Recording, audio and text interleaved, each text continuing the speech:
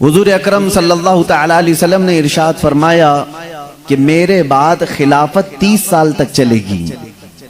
میرے بعد خلافت 30 سال تک چلے گی. الخلافت بعدی 30 عاما. حضور اکرم صلی اللہ علیہ وسلم نے فرمایا میرے بعد خلافت 30 سال چلے گی. وہ غیب داں رسول صلی اللہ علیہ وسلم نے کیسے بیان فرمایا دیکھیں. خلافت جو ہے حضور صلی اللہ تعالی علیہ وسلم کے ہی نہج پر، آپ ہی کے طریقے پر حکومت قائم کرنے کو کہتے ہیں. خلافت الیکشن سے یا کسی طرح سے زور زبردستی جنگ سے کرسی کو حاصل کرنے کا نام نہیں ہے. خلافت علی منہاج النبوہ، رسول کریم صلی اللہ تعالی علیہ وسلم کی شریعت کے عین مطابق کرسی کو قائم کرنا، اسی کو کیا کہتے ہیں؟ خلافت. اور حضور اکرم صلی اللہ علیہ وسلم نے اپنی زندگی پاک میں ہی یہ فرما دیا تھا میرے بعد خلافت 30 سال چلے گی، اس کے بعد پھر بادشاہت آ جائے گی. اس کے بعد کیا آئے گی؟ بادشاہت. بادشاہت میں ہوتا یہ ہے کہ عام لوگوں کو رائے دینے کا حق نہیں ہوتا. جو امپائر ہوتے ہیں یا رولر ہوتے ہیں، جیسے آج بھی بادشاہت ہے، سعودی میں ہے اور یو اے ای میں ہے اور بہت سارے ایسی جگہ ہیں جہاں پر بادشاہت چل رہی ہے. یہاں پر عوام الناس کی رائے کی کوئی اہمیت نہیں ہوتی. یہ جمہوریت میں ہوتی ہے جو ہم جس ملک میں ہیں، ڈیموکریسی. پوری کی پوری ڈیموکریسی اسلامی نہیں ہے لیکن تقریباً ملتی جلتی ہے. اللہ کے نبی صلی اللہ علیہ وسلم نے بھی جو جمہوریت قائم فرمائی وہ اس طرح کہ خلیفہ منتخب ہوگا کس کی رائے پر؟ صحابہ کی رائے پر. تمام مسلمانوں کی رائے پر خلیفہ منتخب ہوگا. یہی سلسلہ چلتا رہا. اب میں تھوڑی سی گنتی آپ کو گنا دوں تو آپ کو پتہ چلے گا حضور صلی اللہ علیہ وسلم نے جس خلافت کی بشارت اپنی زندگی میں عطا فرمائی تھی اس خلافت میں کون کون آتا ہے، اس خلافت میں کون کون آتا ہے اور کس کو ہم خلیفہ برحق کہہ سکتے ہیں. کیونکہ اس کے بعد حضور نے کیا فرمایا؟ بادشاہت. اس کے بعد کیا ہے؟ بادشاہت. سیدنا ابو بکر صدیق رضی اللہ تعالیٰ عنہ نے مسند خلافت کو سنبھالا حضور اکرم صلی اللہ علیہ وسلم کی وفات کے بعد سے لے کر 2 سال 3 مہینے تک، تقریباً 2.5 سال سمجھ کر کے چلیں. 2 سال 3 مہینے حضرت ابو بکر صدیق رضی اللہ تعالیٰ عنہ خلافت پر رہے. حساب کرنا آپ، کیلکولیشن کرنا. اس کے بعد 2.5 سال کے بعد حضرت عمر فاروق رضی اللہ تعالیٰ عنہ مسند خلافت پر جلوہ افروز ہوئے اور 10 سال تک چلایا. 10 سال تک اس نظام میں بہت تقویت آئی. کئی ممالک نئے فتح ہو کر کے دائرہ اسلام میں آئے. حضرت عمر فاروق رضی اللہ تعالیٰ عنہ کے 10 سال کے بعد اب ٹوٹل کتنے ہوئے؟ تقریباً 12.5. حضرت عثمان ابن عفان رضی اللہ تعالیٰ عنہ یہ مسند خلافت پر جلوہ بار ہوئے اور تقریباً آپ نے 12 سال کچھ مہینے خلافت فرمائی. 12 سال کچھ مہینے خلافت فرمائی، تقریباً 12.5 سال سمجھ کر چلیں. اب پورے ٹوٹل کتنے ہوئے؟ تقریباً 25 سال کے برابر. پھر حضرت عثمان ابن عفان رضی اللہ تعالیٰ عنہ کی وفات کے بعد مولا علی کرم اللہ وجہہ الکریم خلافت کی اس مسند کو سنبھالتے ہیں. تقریباً 4.5 سال تک آپ نے خلافت فرمائی. کتنے ہوئے؟ 29.5، تقریباً 29.5. یہ کل ملا کر کے 29 سال 6 مہینے ہوتے ہیں. 29 سال 6 مہینے یعنی تقریباً 29.5 سال. اللہ کے نبی صلی اللہ تعالی علیہ وسلم نے کیا فرمایا؟ میرے بعد خلافت 30 سال چلے گی، اس کے بعد بادشاہت. میرے بعد خلافت 30 سال چلے گی. سب کو یہی معلوم ہے کہ خلفائے راشدین کتنے ہیں؟ سب کو یہی معلوم ہے خلفائے راشدین کتنے ہیں؟ 4. مولا علی کرم اللہ وجہہ الکریم کی وفات کے بعد آپ کی شہادت ہو گئی نا، مسجد میں آپ کو بھی شہید کیا گیا. مولا علی کرم اللہ وجہہ الکریم کے بعد اب خلافت کا مسئلہ گرم ہو گیا کہ کون خلیفہ بنے گا. بحث چھڑ گئی، جگہ جگہ باتیں ہونے لگیں. اب 3 گروہ ہو گئے تھے مسلمانوں کے اس وقت. بعض لوگ حضرت عبداللہ بن زبیر رضی اللہ تعالیٰ عنہ جو مکہ میں تھے ان کو کہتے کہ آپ خلافت کا اعلان کر دیں. لیکن جو مدینے والے تھے اور کوفہ والے تھے، انہوں نے حضرت امام حسن مجتبی رضی اللہ تعالیٰ عنہ کو اصرار کیا کہ آپ خلیفہ بنیں، اور ملک شام میں دمشق میں حضرت امیر معاویہ رضی اللہ تعالیٰ عنہ کو خلیفہ بنانے کی بات چل رہی تھی۔ 3 جگہ سے 3 آوازیں تھیں، لیکن میرے عزیزو، حضرت عبداللہ بن زبیر رضی اللہ تعالیٰ عنہ نے اعلان نہیں فرمایا، چند لوگ تھے مکہ مکرمہ میں ان کے، حضرت امیر معاویہ نے اعلان کر دیا، لیکن ساتھ ہی مدینے والے اور کوفہ والے سبوں نے حضرت امام حسن رضی اللہ تعالیٰ عنہ کو خلیفہ مان لیا۔ کس کے بعد؟ حضرت علی کے بعد۔ حضرت علی رضی اللہ تعالیٰ عنہ کے بعد خلیفہ مان لیا، لیکن یہ پہلا اتفاق تھا اسلام میں کہ بیک وقت 2 جگہ سے اعلان ہو گیا، ایک دمشق میں ملک شام میں اور ایک کوفہ میں امام حسن رضی اللہ تعالیٰ عنہ۔ امت بٹ نہ جائے 2 خلیفاؤں کے بیچ میں۔ اب تک کیا تھا؟ چاروں خلفاء کے ایک آواز کے بعد پھر کوئی دوسرا خلیفہ آواز نہیں اٹھایا، کبھی نہیں ہوا۔ حضرت ابو بکر صدیق رضی اللہ تعالیٰ عنہ کو کل اتفاق سے سارے لوگوں نے بیعت کی اور خلیفہ تسلیم کیا۔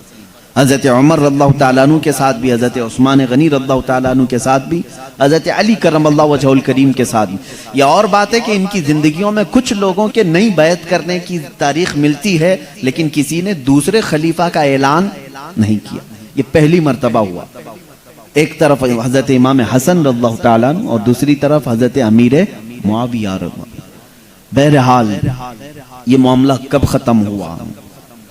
اب یہاں پر ایک گتھی میں سلجھانا چاہتا ہوں۔ بعض لوگ حضرت امیر معاویہ کی شان میں بھی بھونکتے ہیں، بہت غلط الفاظ کہتے ہیں، ان کو بھی یہاں سے تمیز سیکھنی چاہیے۔ صحابہ کے بارے میں جب بات کریں تو زبان سنبھال کے بات کریں، ورنہ تمہارا ایمان خطرے میں آ سکتا ہے۔ معاملہ یہ ہے کہ میرے آقا صلی اللہ علیہ وسلم نے فرما دیا میرے بعد خلافت 30 سال چلے گی، لیکن چاروں خلفاء 29.5 سال میں دنیا سے پردہ فرما چکے تھے۔ حضرت امام حسن نے اعلان کیا، ٹھیک 6 مہینے کے بعد حضرت امام حسن رضی اللہ تعالیٰ ٹھیک 6 مہینے کے بعد خود ملک شام گئے، دمشق گئے اور اپنی خلافت سے دستبرداری کا اظہار کیا کہ میں خلافت نہیں چاہتا، میں بھی امیر معاویہ کو خلیفہ تسلیم کرتا ہوں۔ دونوں کے درمیان کچھ ایگریمنٹ ہوئے۔ حضرت امیر معاویہ رضی اللہ تعالیٰ عنہ نے بھی ان کا احترام کیا، عزت فرمائی، ہر مہینے ان کے ہاں وظیفہ بھی جاری ہوا، اور اس طرح سے یہ سرد جنگ جو مسلمانوں کے درمیان میں 2 جماعتیں نہ ہو جائیں، کس نے ختم کیا؟ حضرت امام حسن رضی اللہ تعالیٰ عنہ نے ختم کیا۔ بچپن میں میرے آقا صلی اللہ علیہ وسلم نے ان کو دیکھ کر کے ایک بار فرمایا تھا، میرا یہ بیٹا مسلمانوں کی 2 بڑی جماعتوں میں صلح کرائے گا۔ حضرت امام حسن رضی اللہ تعالیٰ عنہ نے وہ صلح فرمائی اور اپنی خلافت سے دستبرداری کا اظہار کیا، اور کس کے حق میں خلافت چلی گئی؟ سب کو سمجھ میں آ رہی بات؟ میں سادے انداز میں سمجھانا چاہ رہا ہوں۔ حضرت امیر معاویہ رضی اللہ تعالیٰ عنہ پھر خلافت کا اعلان فرمائے، تقریباً سارے مسلمانوں نے ان کو خلیفہ تسلیم کیا، اور وہ 20 سال تک خلیفہ تھے۔ کتنے سال؟ بہت لمبے عرصے تک وہ خلیفہ رہے، 20 سال تک وہ رہے۔ اس سے پہلے بھی تقریباً 12 سال سے وہ گورنر بھی تھے۔ بڑی لمبی عمر انہوں نے اس چیز میں بتائی۔ اب مسئلہ یہاں پر یہ آتا ہے، میرے آقا صلی اللہ تعالیٰ علیہ وسلم کے فرمان کے مطابق میرے بعد خلفائے راشدین جو کہلائے جائیں گے ان کا زمانہ 30 سال کا ہوگا۔ 29.5 سال تک تو 4 خلیفاؤں کی زندگی گئی، باقی جو بچے 6 مہینے تھے وہ امام حسن مجتبی نے پوری فرمائی۔ اس اعتبار سے اے سنیوں سمجھ لینا، وہ 4 خلفائے راشدین کے ساتھ 6 مہینے کا ایک اور خلیفہ راشد ہے جس کو دنیا یاد نہیں کرتی، وہ امام حسن مجتبی ہے۔ وہ امام حسن مجتبی رضی اللہ تعالیٰ عنہ، ہم ان کو خلیفہ راشد 5واں تسلیم کرتے ہیں، اس لیے کہ جو باقی 6 مہینے جو بچے تھے میرے آقا کے فرمان کے مطابق انہوں نے ہی پورے کیے۔ اور بعض لوگ کہتے ہیں یہ فضیلت تو امیر معاویہ کے بھی شان میں جانا چاہیے، کیونکہ 29.5 سال کے بعد انہوں نے بھی خلافت کا اعلان کیا، لیکن یہ بات فٹ نہیں بیٹھتی، اس لیے کہ وہ 30 سال کے بعد بھی خلیفہ تھے۔ حضور صلی اللہ علیہ وسلم کے فرمان کے 30 سال کے بعد بھی وہ 20 سال تک اور خلیفہ رہے، لیکن یہ بات آ کر فٹ بیٹھتی ہے تو امام حسن کی زندگی پر بیٹھتی ہے۔ امام حسن رضی اللہ تعالیٰ عنہ نے خلافت فرمائی 6 مہینے تک، اور اس کے بعد دستبرداری کا اظہار فرمایا۔ میرے عزیزو، یہ زمانہ ہے خلفائے راشدین کا۔ کل کتنا ہے؟ سب مسلمانوں کو یاد رہے گی نا بات، یہ 30 سال قیامت تک کے لیے روشن دلیل ہے۔ وہ 30 سال قیامت تک کے لیے مسلمانوں کے لیے دلیل ہیں، ان کی زندگیاں ہم سب کے لیے عبرت ہیں۔ کل میں نے 2 نفوس قدسیہ کی ذکر کیے تھے، حضرت سیدنا ابو بکر صدیق رضی اللہ تعالیٰ عنہ اور حضرت سیدنا عمر ابن خطاب رضی اللہ تعالیٰ عنہ۔ آئیں چلتے ہیں بارگاہ عثمان ابن عفان رضی اللہ تعالیٰ عنہ۔ یہ وہ خلیفہ راشد ہیں کہ آپ خود اپنے طور پر اعلان فرماتے تھے کہ اے مدینے والو، اسلام میں آنے والوں میں 4تھے نمبر پر میں اسلام قبول کر چکا تھا۔ یعنی سب سے پہلے جو لوگ اسلام لائے تھے اس وقت 4تھے نمبر پر حضرت عثمان غنی اسلام قبول کر چکے تھے۔ حضرت عثمان غنی رضی اللہ تعالیٰ عنہ اتنے شروع میں اسلام لائے، اور وہ بھی اسلام کیسے لائے؟ حضرت ابو بکر صدیق رضی اللہ تعالیٰ عنہ کی دعوت پر اسلام لائے تھے۔ آپ بڑے شریف النفس تھے، طبیعت کے بہت شریف تھے، اس وقت بھی آپ بڑے مالدار تھے جب آپ اسلام نہیں لائے تھے۔ آپ کا خاندان رسول کریم صلی اللہ تعالیٰ علیہ وسلم کے خاندان سے ملتا ہے۔ آپ حضور صلی اللہ تعالیٰ علیہ وسلم کی سگی پھوپھی کے نواسے بھی تھے۔ حضرت سیدنا عثمان غنی رضی اللہ تعالیٰ عنہ کے ساتھ حضور صلی اللہ علیہ وسلم کے کئی رشتے ہیں۔ باپ کی طرف سے عبد مناف میں جا کر کے حضور کا سلسلہ ان سے مل جاتا ہے، اور ماں کی طرف سے ان کی ماں حضرت حضور صلی اللہ علیہ وسلم کی سگی پھوپھی کی بیٹی تھیں۔ اور تیسرا رشتہ یہ ہے کہ حضور اکرم صلی اللہ علیہ وسلم نے 1 نہیں 2 بیٹیاں ان کے نکاح میں بھی دی تھیں۔ ان کا ایک لقب ہے معلوم ہے، ذوالنورین۔ آپ کہیں شبہ میں نہ پڑ جائیں کہ 2 بیٹیاں 2 بہنیں ایک نکاح میں کیسے آ گئیں، ایسے نہیں ہے۔ پہلے رسول کریم صلی اللہ علیہ وسلم نے اپنی صاحبزادی حضرت رقیہ کا نکاح حضرت عثمان سے کیا۔ حضرت رقیہ رضی اللہ تعالیٰ عنہ کے ساتھ نکاح ہونے کے بعد وہ بیمار ہوئیں۔ جنگ بدر کے موقع پر حضرت عثمان غنی رضی اللہ تعالیٰ عنہ بدر میں شریک نہیں تھے، مدینے میں ہی رہے، اور اسی وقت حضرت رقیہ کا انتقال ہو چکا تھا۔ جب میرے آقا صلی اللہ علیہ وسلم جنگ بدر میں تھے، واپس جب تشریف لائے تو حضرت عثمان غنی کو بڑا مغموم دیکھا، بہت ہی رنجیدہ دیکھا۔ حضور اکرم صلی اللہ علیہ وسلم نے اپنی دوسری بیٹی کو ان کے نکاح میں دیا، وہ تھی حضرت ام کلثوم رضی اللہ تعالیٰ عنہ۔ حضور اکرم صلی اللہ علیہ وسلم کی 4 صاحبزادیاں ہیں، حضرت سیدہ زینب سب سے بڑی ہیں، دوسرے حضرت رقیہ، تیسرے حضرت ام کلثوم، چوتھے سیدہ کائنات فاطمہ الزہرا رضی اللہ تعالیٰ عنہ۔ چاروں کی شادیاں ہوئیں، اور بیٹے حضور صلی اللہ علیہ وسلم کے 3 تھے، لیکن تینوں بچپن میں ہی انتقال کر چکے۔ حضرت عبداللہ، حضرت ابراہیم، حضرت قاسم، یہ تینوں صاحبزادے حضور صلی اللہ علیہ وسلم کی گود میں ہی وفات پا چکے۔ ایک بڑے بزرگ نے مجھے ایک بات فرمائی تھی، جب ہمارے گھر میں بچی کی ولادت ہوئی تھی تو انہوں نے یہ بات فرمائی تھی، حضور اکرم صلی اللہ تعالیٰ علیہ وسلم کو اللہ تعالیٰ نے دونوں نعمتوں سے نوازا تھا، بیٹوں سے بھی اور بیٹیوں سے بھی، لیکن ایک بات سمجھ لو کہ بیٹا ہونا حضور کی سنت ہے، یعنی بیٹے کا باپ ہونا حضور کی سنت ہے، لیکن بیٹی کا باپ ہو کر کے زندگی گزارنا یہ حضور کی سنت ہے۔ یعنی بیٹیاں طویل زندگی تک حضور صلی اللہ علیہ وسلم کے ساتھ رہی۔ عزیزان گرامی، رسول کریم صلی اللہ تعالیٰ علیہ وسلم کی 4 صاحبزادیاں مکمل شادی تک حیات رہیں، اور ان 4 صاحبزادیوں میں سے تقریباً 3 صاحبزادیوں سے اولاد بھی ہوئے، یہ کوئی ذکر نہیں کرتے آج۔ سیدہ کائنات فاطمہ الزہرا رضی اللہ تعالیٰ عنہ کی اولاد سب کو معلوم ہے، حسنین کریمین۔ حضرت فاطمہ کی کتنی اولاد تھی؟ حسن اور حسین، یہی معلوم ہے نا، بلکہ ان کی اور بھی اولاد تھی۔ حضرت زینب بھی تھی، حضرت محسن بھی تھے، 3 بیٹے تھے، اور بھی اولاد حضرت فاطمہ کی تھی۔ یہ المیہ ہے ہمارے ساتھ کہ کہیں نہ کہیں ان شیعہ لوگوں نے ورغلا کر کے باقی سب کو چھپا دیا۔ حضور صلی اللہ تعالیٰ علیہ وسلم کی بڑی بیٹی حضرت زینب، ان سے بھی ایک بیٹی تھی امیمہ، یا اور ایک جگہ امامہ ہے۔ حضرت عثمان نے جن سے نکاح کیا حضرت رقیہ، ان سے بھی ایک بیٹے پیدا ہوئے عبداللہ، اسی سے حضرت عثمان کو ابو عبداللہ کہا جاتا تھا۔ یعنی رسول کریم صلی اللہ علیہ وسلم کے نواسے اور بھی تھے، لیکن وہ بچپن میں انتقال کر گئے۔ جو باحیات رہے اور جس سے نسل رسول چلی وہ حسنین کریمین کی ذات ہے۔ امام حسن مجتبی اور امام حسین رضی اللہ تعالیٰ عنہ. اس لیے ہم کثرت سے ان کا ذکر کرتے ہیں. ذکر کرنے میں کوئی عیب نہیں، لیکن میرا کہنا یہ ہے ان کے ساتھ رسول کریم صلی اللہ علیہ وسلم کی دوسری صاحبزادیوں کا بھی ذکر کیا جائے، حضور صلی اللہ علیہ وسلم کے دوسرے گھر والوں کا بھی ذکر کیا جائے، کیونکہ اہل بیت میں سب شامل ہیں. میرے آقا صلی اللہ علیہ وسلم کا پورا گھرانہ اہل بیت ہے. بہرحال یہ پھر میں کل ذکر کروں گا اہل بیت کی جب بات آئے گی کہ اہل بیت کے کیا معاملات ہیں، اور ان کی محبت ہمارے لیے ایمان کا درجہ رکھتی ہے، بلکہ ان کی محبت میں جس کا انتقال ہو جائے اسے شہادت کی موت ہے. ہم ذکر کریں گے، لیکن آج ہم سیدنا عثمان غنی رضی اللہ تعالیٰ عنہ کی بارگاہ میں آئے ہیں. حضرت عثمان رضی اللہ تعالیٰ عنہ یہ وہ صحابی ہیں رسول کریم صلی اللہ تعالیٰ علیہ وسلم کے ہمراہ رہے. ان کے دو لقب ہیں، ایک ذوالہجرتین ہے اور ایک ذوالنورین ہے. دو نور والا اور دو ہجرتوں والا. دو نور والا اس لیے کہ حضور صلی اللہ علیہ وسلم کی دو بیٹیاں جو نور ہی ہیں وہ دونوں حضرت عثمان کے نکاح میں آئی، کیونکہ حضور صلی اللہ تعالیٰ علیہ وسلم کی اولاد کو بھی ہم کیا کہتے ہیں؟ وہ نور والے ہیں. امام اہل سنت نے نہیں فرمایا تیری نسل پاک میں ہے بچہ بچہ نور کا، تو ہے عین نور تیرا سب گھرانہ. ہمارا تو عقیدہ یہ ہے حضور صلی اللہ علیہ وسلم کے دو نور کس کے گھر میں تھے؟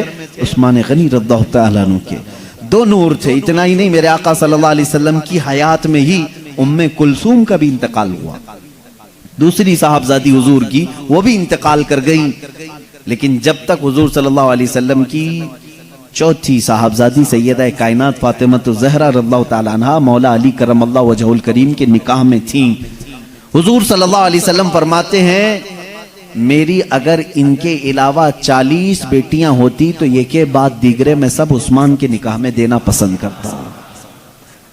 حضرت عثمان غنی رضی اللہ تعالیٰ عنہ سے میرے آقا صلی اللہ علیہ وسلم کا وہ لگاؤ تھا. آپ کی زندگی کی بڑی تفصیلات ہیں، میں دو چند باتیں ہی لے کر کے آپ کے سامنے آؤں گا. آپ کی سب سے بڑی پیاری جو عادہ تھی، خصلت تھی، وہ یہ ہے کہ آپ حیا کے پیکر تھے. شرم و حیا اس قدر تھی، اللہ اکبر، جس کو خود میرے آقا صلی اللہ علیہ وسلم فرماتے ہیں. حضرت عائشہ صدیقہ رضی اللہ تعالیٰ عنہ اس حدیث کی راویہ ہیں، فرماتی ہیں کہ ایک بار میرے آقا صلی اللہ علیہ وسلم اپنے حجرے میں لیٹے ہوئے تھے، پیر لمبے تھے، تہبند حضور صلی اللہ علیہ وسلم جو پہنتے تھے لنگی شریف وہ تھوڑا سا پنڈلیوں تک اوپر آئی تھی. اس اسنا میں سیدنا ابو بکر صدیق رضی اللہ تعالیٰ عنہ حجرے میں داخل ہوئے، حضور صلی اللہ علیہ وسلم بدستور لیٹے رہے. حضرت عمر فاروق رضی اللہ تعالیٰ عنہ پھر تھوڑی دیر کے بعد آئے کمرے میں، حضور صلی اللہ علیہ وسلم لیٹے رہے. حضرت عثمان جیسی کمرے میں آئے، حضور نے اپنی تہبند صحیح کر لی. غلط تو نہیں تھی، لیکن پیر کو موڑ لیا اور تہبند کو آگے کھینچ لیا. حضرت عائشہ صدیقہ رضی اللہ تعالیٰ عنہ فرماتی ہیں جب یہ صاحب سب ملاقات کر کے، اور بھی دیگر صحابہ آئے، جب چلے گئے تو میں نے پوچھا رسول کریم صلی اللہ علیہ وسلم سے کیا آپ بدستور ایسے ہی لیٹے رہے؟ پہلے جو دو صحابہ آئے، تیسرے میں حضرت عثمان آئے، تو آپ اپنے پیر کو موڑ لیتے ہیں اور اپنی تہبند کو کھینچ لیتے ہیں، ایسا کیوں کیا؟ سیدنا رسول کریم صلی اللہ تعالیٰ علیہ وسلم نے ارشاد فرمایا اے عائشہ کیا میں اس سے حیا نہ کروں جس سے اللہ کے فرشتے بھی حیا کرتے ہیں؟ حیاء عثمان کا مقام یہ ہے میرے عزیزو. سیدنا عثمان غنی رضی اللہ تعالیٰ عنہ کے متعلق میرے آقا صلی اللہ علیہ وسلم فرماتے ہیں اللہ کے فرشتے بھی عثمان سے حیا کرتے ہیں. یقیناً میرے آقا صلی اللہ علیہ وسلم کے صحابہ کی زندگیاں اگر ٹٹول کر کے دیکھو گے تو زندگی کا ایک ایک شعبہ ایک ایک زندگی سے مل ہی جائے گا. ہر صحابی کی زندگی میں کوئی نہ کوئی ایسی صفت تمہیں ملے گی جو ہماری پوری زندگیوں کا احاطہ کرتی ہے. اس حیا کا کیا کردار ہے؟ حیا سمجھتے ہیں نا، حیا دو طرح کی ہوتی ہے، ایک حیاء رحمانی ہے اور ایک حیاء شیطانی ہے. دونوں چیزیں سمجھ لو. حیاء رحمانی کیا ہے اور حیاء شیطانی کیا ہے؟ اگر گناہ کرنے سے تمہیں شرم آتی ہے، علل اعلان کچھ گندے کام کرنے سے تمہیں حیا آتی ہے تو یہ حیاء رحمانی ہے، اچھی حیا ہے. لیکن نیکی کرنے سے اگر کسی کو شرم آتی ہے تو یہ حیاء شیطانی ہے. دو جگہ حیا آتی ہے نا. میاں آپ ٹوپی کیوں نہیں پہن رہے؟ شرم آ رہی ہے.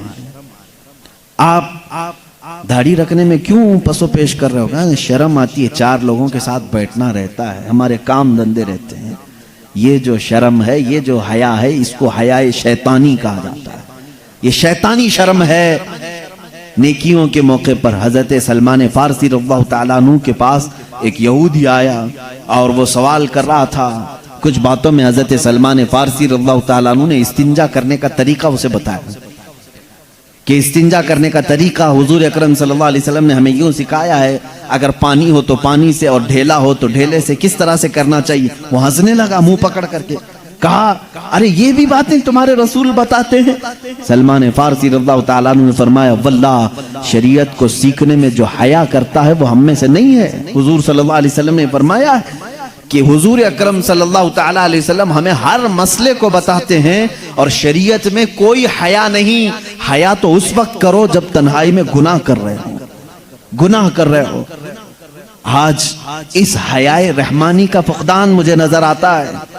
یہ حیا رحمانی کہاں چلی گئی جو سیدنا عثمان غنی رضی اللہ تعالیٰ عنہ نے ہمیں اپنی زندگی پاک میں دیا تھا؟ جانتے ہیں میرے عزیزو، ایک مرتبہ ایسا ہوا حضرت عثمان غنی رضی اللہ تعالیٰ عنہ کی زندگی میں، یہ بات حیا سے بھی تعلق رکھتی ہے اور وفاداری رسول سے بھی تعلق رکھتی ہے۔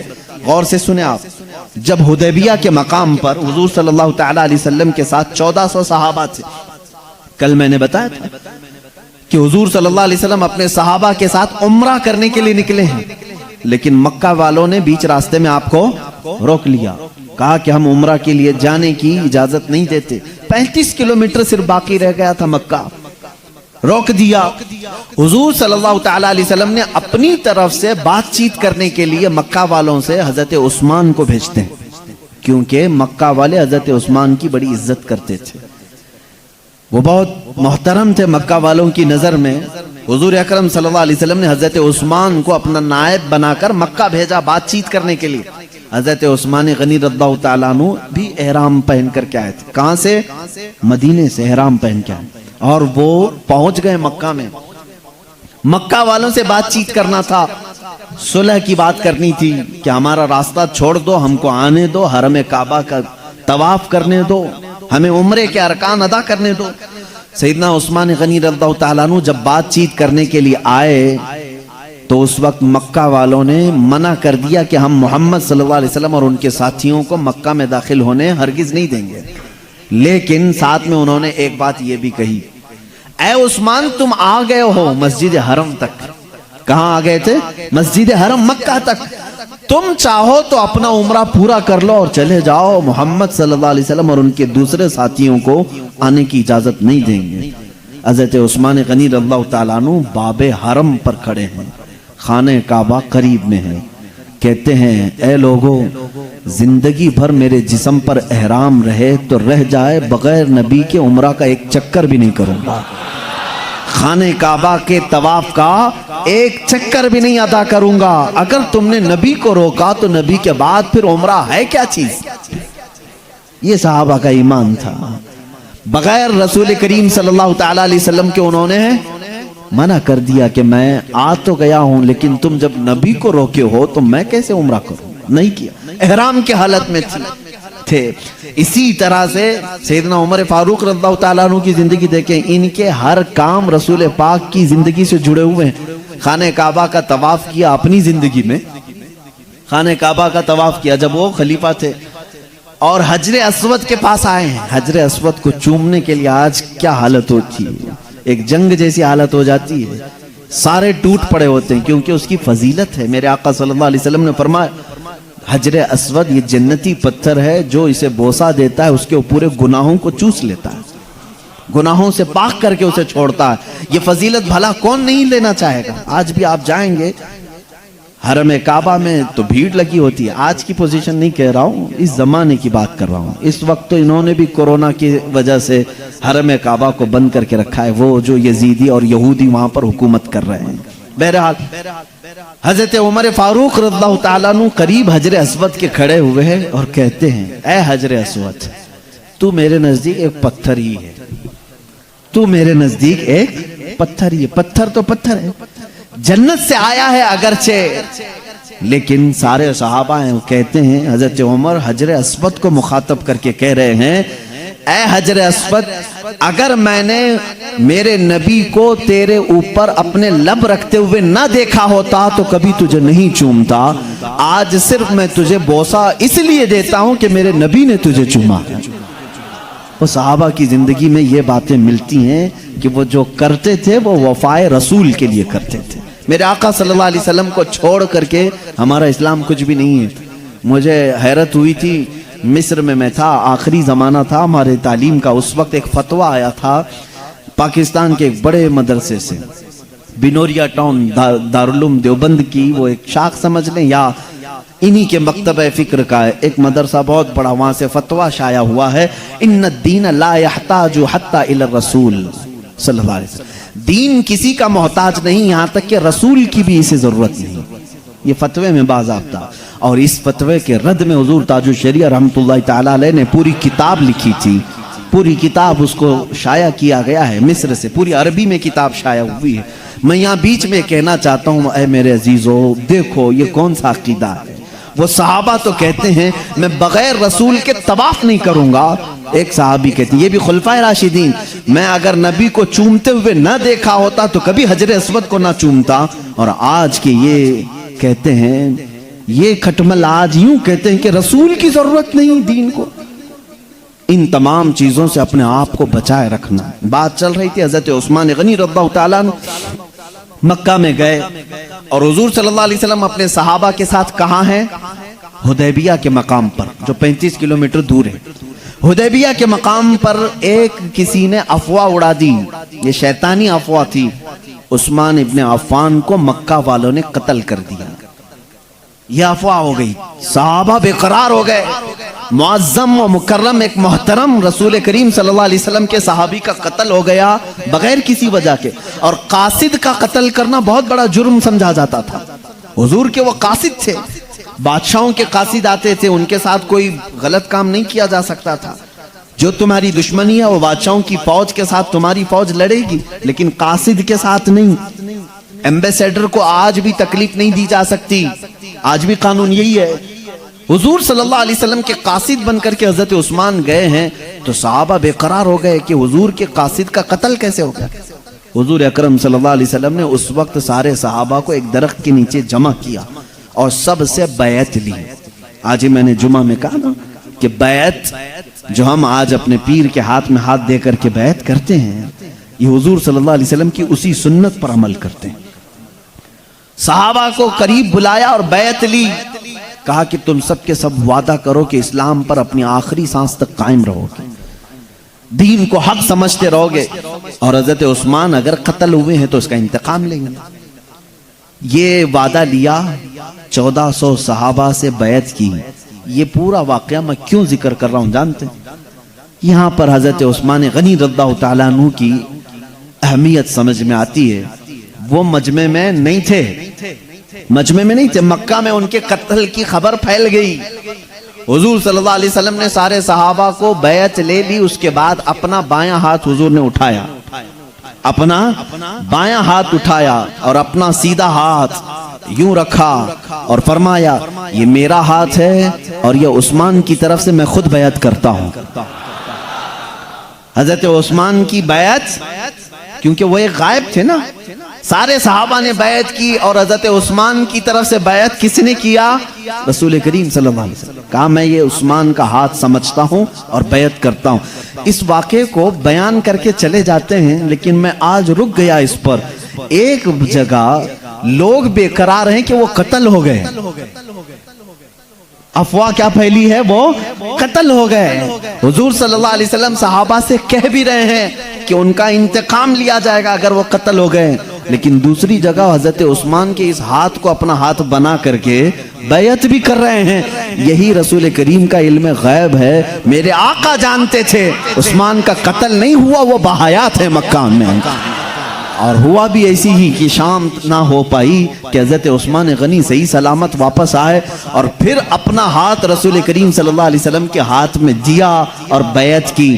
اب اس بیعت کا کہاں سے تذکرہ ہے؟ میں حیائے عثمانی کو لے کر کے چلا تھا، تمہیں صلح حدیبیہ بھی لے جانا پڑا اور مکہ کے طواف تک بھی جانا پڑا، اب بیعت تک بھی مجھے آنا پڑا، اس لیے حضرت عثمان غنی رضی اللہ تعالیٰ عنہ حضور صلی اللہ علیہ وسلم کے ہاتھ میں ہاتھ دے کر کے بیعت کر چکے۔ اب اس کے بعد حضرت عثمان غنی رضی اللہ تعالیٰ عنہ حضور صلی اللہ علیہ وسلم کی زندگی میں بھی اور اس کے بعد بھی تقریباً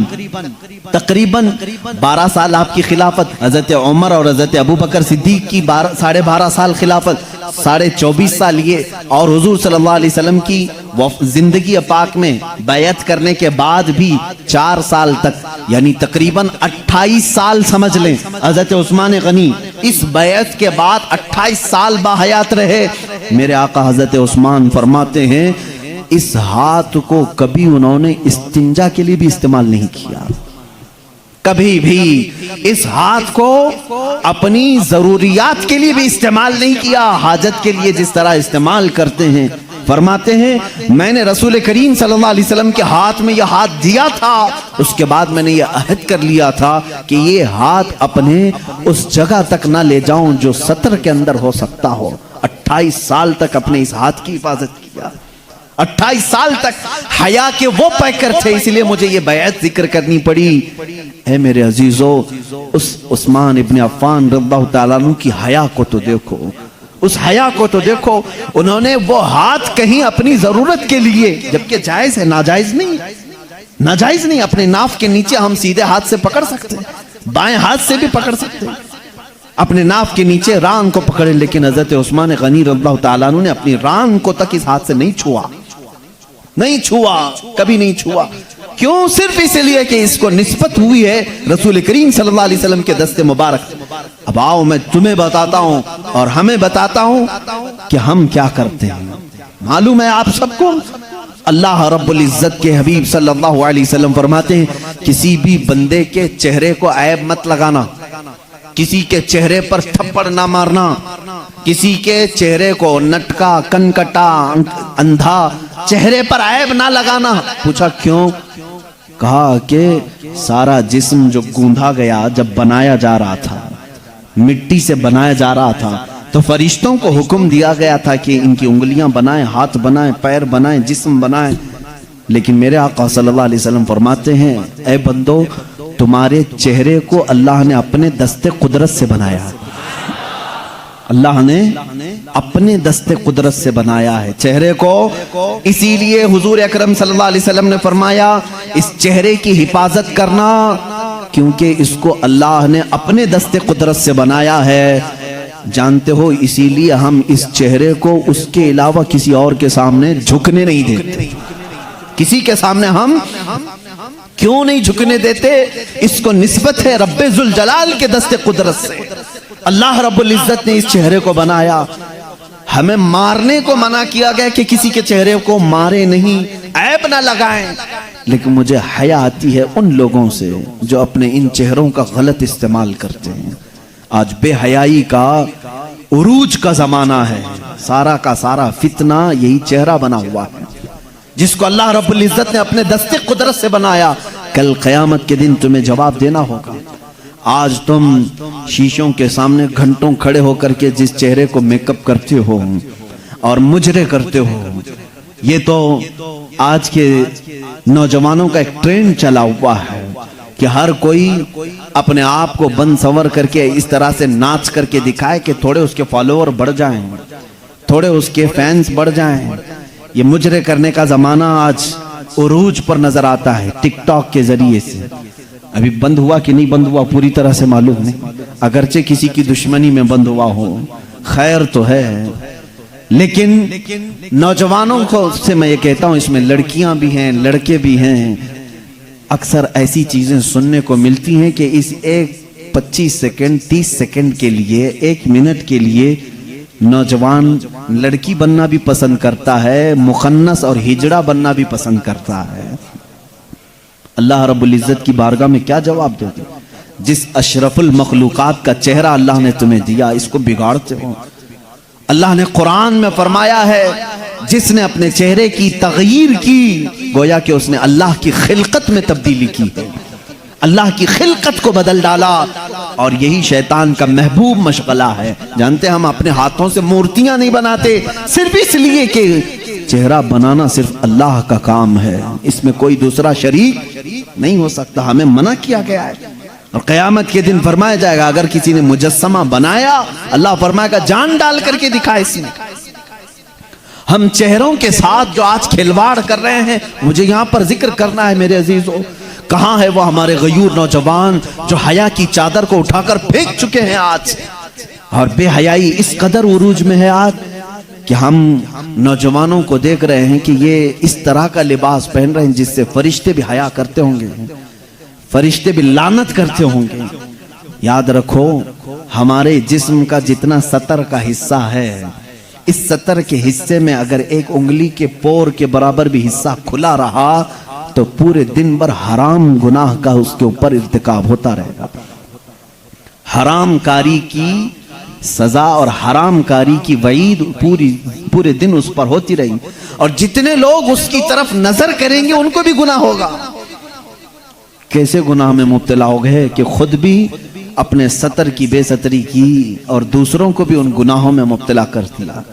حضور اکرم صلی اللہ تعالی علیہ وسلم فرماتے ہیں قیامت کے دن اگر انسان کو اس کے باڈی میں سے کوئی چیز جہنم میں لے جاتی ہے تو وہ دو ہی چیزیں ہیں جو اسے دوزخ میں لے جاتی ہیں سب سے زیادہ۔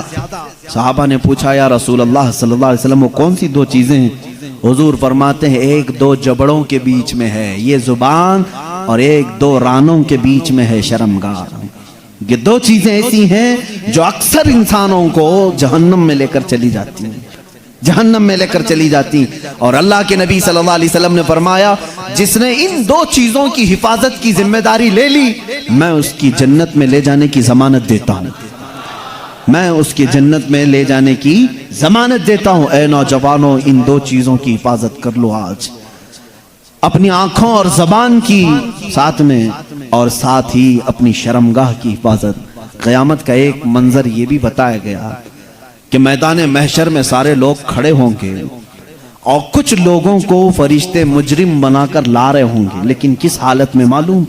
وہ پورے ننگے ہوں گے، پورے بے لباس ہوں گے، اور فرشتے لوہے کی سلاخوں کو آگ میں تپا کر کے ان کی شرمگاہوں پہ مار رہے ہوں گے، جس سے جلنے کی خطرناک بدبو آ رہی ہوگی، اور ان کی شرمگاہوں کو مارا جا رہا ہوگا، اس میں عورتیں بھی ہوگی مرد بھی ہوں گی، ان کی شرمگاہیں جیسی جلتی ہوں گی خطرناک قسم کا پیپ وہاں سے نکل رہا ہوگا۔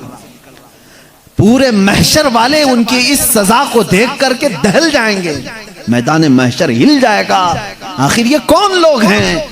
فرشتے کہیں گے یہ وہ لوگ ہیں جو اپنے سطر کی دنیا میں حفاظت نہیں کرتے تھے، اپنی شرمگاہوں کے ساتھ کھلواڑ کیا، اللہ کی یہ امانت تھی، ان کا غلط انہوں نے استعمال کیا، زنا کے لیے اور بے حیائی کے لیے انہوں نے اس کا استعمال کیا۔ اس بات پر ہزاروں نہیں لاکھوں لوگ دوزخ میں جا رہے ہوں گے۔ آج دنیا پوری ایڑی چوٹی کا زور لگا چکی ہے امت مصطفیٰ کے نوجوانوں کو بے حیا بنا دیا جائے، ہماری بچیوں کو بے آبرو کر دیا جائے۔ اسی لیے جانتے ہیں آپ آج کے دور میں، پہلے سے ان لوگوں نے بڑی کوششیں کی تھی عورتوں کو ننگا کرنے کی، اسکرٹ پہنا کر کے، ہاف کپڑے پہنا کر کے، لیکن جب اپنے فیشن سے زیادہ متاثر نہیں کر سکے تو انہوں نے موبائل کو ہمارے سب کے ہاتھوں میں تھما کر انٹرنیٹ ڈال کر اس میں کثیر قسم کی غلیظ ویب سائٹ بھر دی، ہر ایک کے ہاتھ میں اختیار دے دیا، رات کی تنہائی میں جب تو بیٹھے تو غلیظ قسم کی چیزیں دیکھ اور اپنی شرمگاہ سے کھیل۔ آج اکثر نوجوانوں کا طبقہ اس میں ملوث ہے، اور کتنوں نے اپنے ہاتھوں سے اپنے جسموں کو برباد کر لیا ہے، تباہ کر لیا ہے، انہوں نے اپنی زندگی کو بھی تباہ کیا اور اپنی آخرت کو بھی تباہ کیا ہے۔ کئی ایسے جوان ہیں جو آج شادی کی عمر کو آ چکے اور روتے ہیں کیونکہ اپنے ہاتھوں سے انہوں نے تباہ کر لیا ہے۔ اللہ تعالیٰ نے منی کا ایک قطرہ جو تمہیں دیا ہے، پورے دنیا کے معجون مل کے وہ قطرہ نہیں بنا سکیں گے۔ تمہیں معلوم نہیں ہے وہ بہت ہی قیمتی جوہر ہے جس کو لوگ ضائع کرنے کے لیے آج مزے لیتے ہیں۔ عزیزان گرامی، یہ حیا مجھے آج ضرور عرض کرنی ہے۔ دنیا پوری کی پوری ایڑی چوٹی کا زور لگا چکی ہے تمہیں بے حیا کرنے کی۔ یہ فلموں کا جال، یہ سیریل کا جال، یہ انٹرنیٹ کا وبال، یہ سب کچھ تمہارے اخلاق پر ڈاکہ ڈالنے کے لیے ہے۔ دیکھو آج بچیوں کو دیکھو، کس کو آئیڈیل مانتی ہیں؟ یہ فلموں کو دیکھ کر کے، سیریل کو دیکھ کر کے خواب سجاتی ہیں کہ میرے نکاح بھی ایسی ہی کسی سے ہونا چاہیے، میری شادی ایسی سے ہونا چاہیے۔ لڑکے یہی خواب سجا کر کے بیٹھتے میری دلہن ایسی ہونی چاہیے کہ اس کا حسن ایسا ہو۔ میرے عزیزو، یہ جادوگری ہے جو پردے پہ دکھائی جا رہی ہے، جادوگری ہے۔ ان کی خود کی لائف میں وہ ساری چیزیں نہیں ہیں جو فلموں میں درشائی جاتی ہیں۔ تم کہاں ان کے پیچھے پاگل بن جاتے ہو؟ تمہارے لیے آئیڈیل اگر کوئی ذات ہو، لڑکیوں کے لیے میں کہتا ہوں کہ تمہاری زندگی چند لمحوں کی ہے، چند دنوں کی ہے، چند سانسوں کی ہے۔ اگر ہمیشہ کا عیش چاہتی ہو تو آئیڈیل سیدہ کائنات فاطمہ الزہرا کو بناؤ، اور ہر دولہا، ہر نوجوان حیدر کرار کو اپنا آئیڈیل بنائے، نمونہ عمل ان کو بنائے۔ پوری زندگی تم جن کے ہاتھوں تباہ کر رہے ہو، قیامت کے دن اس کا حساب ہوگا۔ 2 آیتیں پڑھتا ہوں میں، سمجھ جاؤ۔ مجھے امید ہے کہ ہمارے بچے توبہ کر لیں گے، مجھے امید ہے کہ ہمارا نوجوان توبہ کرے گا، اور اللہ رب العزت کی جب اسے یاد دلا دی جائے، انشاءاللہ دل میں اگر ایمان کا ایک ذرہ بھی باقی ہے وہ پلٹ جائے گا۔ میرا مولا قرآن میں فرماتا ہے، تم جن ہاتھوں سے کھیل رہے ہو، جن اپنے اعضاء سے کھیل رہے ہو، یہ مت سمجھنا کہ کوئی نہیں دیکھ رہا۔ مولا علی کرم اللہ وجہہ الکریم فرماتے ہیں، میں نے زندگی میں 2 چیزیں دیکھی کہ جب تنہا ہو تو ڈر جانا، اس لیے کہ گواہ بھی وہی ہے، حاکم بھی وہی ہے۔ گواہ بھی وہی ہے، حاکم بھی وہی ہے، کوئی دوسرا تمہاری گواہی دینے کے لیے آئے گا نہیں، خود اللہ گواہ ہے۔ اور حاکم کون ہے قیامت کے دن؟ وہی حاکم ہے۔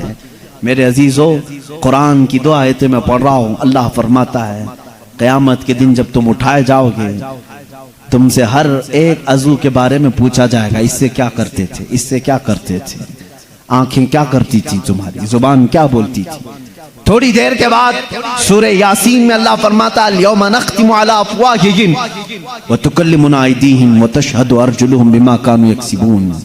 اللہ فرماتا ہے چپ رہو، آج کے دن ہم تمہارے منہ پر مہر لگا دیں گے، تمہارے ہاتھ ہم سے بات کریں گے، تمہارے پیر ہم سے بات کریں گے، جو کچھ تم کرتے تھے وہ سب کی گواہی دیں گے۔ اور 24ویں پارے میں چل کر کے آیت آتی ہے، وَقَالُوا لِجُلُودِهِمْ لِمَ شَهِدْتُمْ عَلَيْنَا قَالُوا أَنْتَقَنَا اللَّهُ الَّذِي أَنْتَقَ كُلَّ شَيْءٍ۔ یہ ہمارے جسموں کی چمڑیاں اس دن بات کر رہی ہوں گی، حتیٰ کہ روایت میں ہے ران کی چمڑی بولے گی کہ یہ کیا کیا کرتا تھا۔ یہ انسان گھبرا کر کے کہے گا اپنی چمڑیوں سے، تمہیں کیا ہو گیا، تم تو بولتی نہیں تھی دنیا میں، تم کیسے میرے خلاف کھڑے ہو گئے۔